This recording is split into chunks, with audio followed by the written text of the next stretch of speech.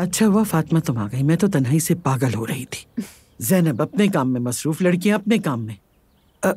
तो बातें करने वाला कोई नहीं है। अगर वो घर पे मौजूद भी हों तो क्या उनसे कोई बात की जा सकती है? हरगिज़ नहीं। जिसे देखो उसके हाथ में मोबाइल मौजूद है। किससे बात करे इंसान? अब ज़ैनब क्या करे बेचारी, इतनी मसरूफ है, अफसोस होता है। अरे फातिमा, मैं किसी से कुछ नहीं कहती, लेकिन ज़ैनब पर मुझे बहुत अफसोस होता है। आप क्यों अफसोस कर रही हैं? कुछ हुआ है क्या? बेटी वो सालों से अकेली है। बच्चों के सारे काम उसने हमेशा अकेले ही संभाले।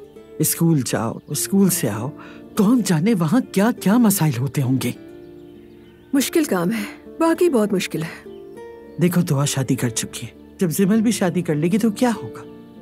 वो और हम दोनों मिलकर इस घर में एक दूसरे की शक्ल दिखा करेंगे क्या?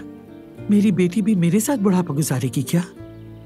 फातिमा, क्या उसकी जिंदगी में दोबारा लाने के लिए हमारे पास कोई है?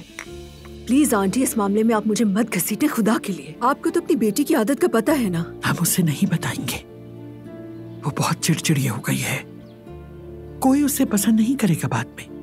देखो वो कहते हैं ना, जब आपकी नीयत साफ हो तो अल्लाह भी मंजिल आसान कर देता है। नहीं, मैं नहीं जानती, इस बारे में मुझे कुछ नहीं पता।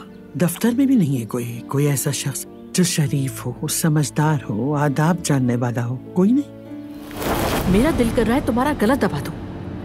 पता है, लेकिन यकीन करो मैं भी अभी अपना गला ही दबा रही हूँ।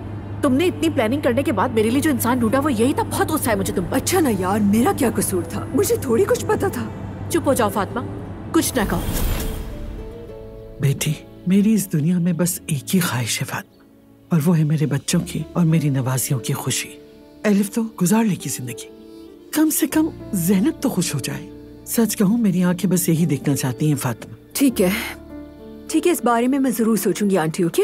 सोचो कोई ऐसा हो जो ज़ैनब के लिए मुनासिब हो। फिक्र मत करें, परेशान ना हो, ठीक है ना? ठीक है।